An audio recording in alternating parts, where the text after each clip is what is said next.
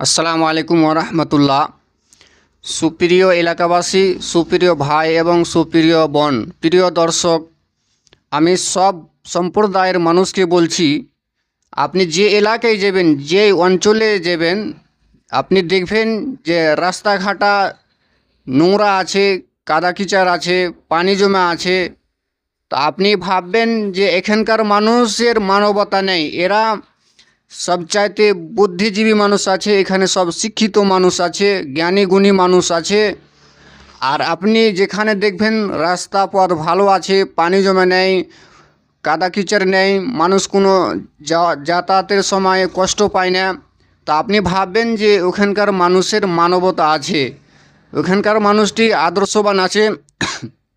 শিক্ষিত মানুষ, শিক্ষিত নয়, এরা জ্ঞানী, এরা অমায়িক মানুষ আছে, এদের বিচারটা এরাই করতে জানে।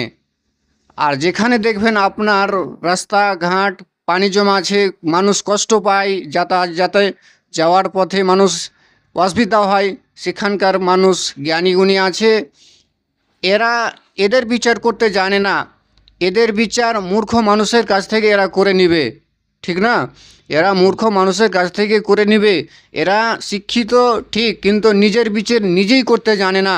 যে আমার বাড়ির সামনে রোডে পথে পানি গেছে বাড়ির আমার, তো মানুষের কত কষ্ট হয়, কত ঝামেলা হয়, তো এরা বিচার করতে জানে না।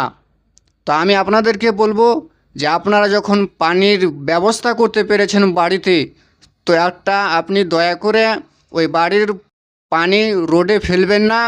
ওই বাড়ির পানি, নোংরা পানি, আপনার বাড়িতে একটা জখিনা বানান, গর্ত বানান, ওই গর্ততে আপনি নোংরা পানি ফেলবেন, তাহলে আপনার মানবতা আছে। না তো আপনি শিক্ষিত নন। সমাজ কখনো মূর্খ মানুষের দ্বারা নষ্ট হয় না, সমাজ নষ্ট হয় শিক্ষিত মানুষের মূর্খ আচরণের দ্বারা। আজকাল মানুষের কাছে সব কিছুই আছে, যেটা নেই সেটা হলো শুধুমাত্র মনুষ্যত্ববোধ। তো আমি আপনাদেরকে বলছি যে রাস্তাঘাট পথ চিকন চাকন করে রাখেন, কোনো মানুষ যেন কষ্টই না পড়ে। তো আমার নবী, আপনার নবী বলেছেন, রাস্তাঘাটে পথে যদি কোনো নোংরা পড়ে থাকে, কোনো ঘৃণা জিনিস পড়ে থাকে, ওটাকে যদি সাফ করে দেওয়া হয়, তো নবী বলছেন তার বিনিময়ে জান্নাত।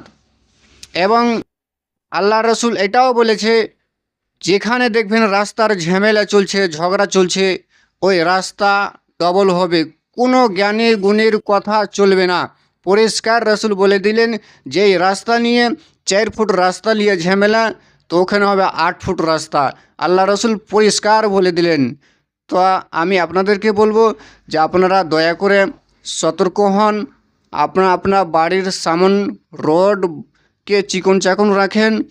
আপনার প্রত্যেকটা মানুষ আপনাকে ভালো নজরে দেখবেন, না তো এটা আপনি যদি ফয়সালা না করেন, তাহলে এটা মানুষের উপরে আপনি অন্যায় জুলুম করছেন। আর এই জুলুম যার উপরে হচ্ছে, ওর হাইলিসাস আপনার উপরে পড়বে। আর যখনই আপনার এই জুলুম, তার চোখের পানি পড়বে, আর এই জুলুমের চোখের পানি যদি আপনাকে লেগে যায়, তাহলে আপনি ধ্বংস অবশ্যই হবেন। আপনি ধ্বংস না হলে আপনার ছেলে মেয়ে ধ্বংস হবে, আপনার ছেলে মেয়ে ধ্বংস না হলে আপনার ব্যবসা বিজনেস ধ্বংস হবে, আপনার ব্যবসা বিজনেস ধ্বংস না হলে আপনার আহাল পরিবার বা মাঠে ঘাটে যে কোনো ফসল আছে ধ্বংস হবে। তো আপনারা সতর্ক হন, আপনারা আপনাদের বাড়ির সামনকে নোংরা করবেন না, বাড়ির পানি বাড়তি রাখেন, নোংরা পানি বাড়তি ফেলবেন। এটাই আমার রিকোয়েস্ট করলাম, অনুরোধ করলাম, আপনারা সতর্ক হন। আসসালামু আলাইকুম।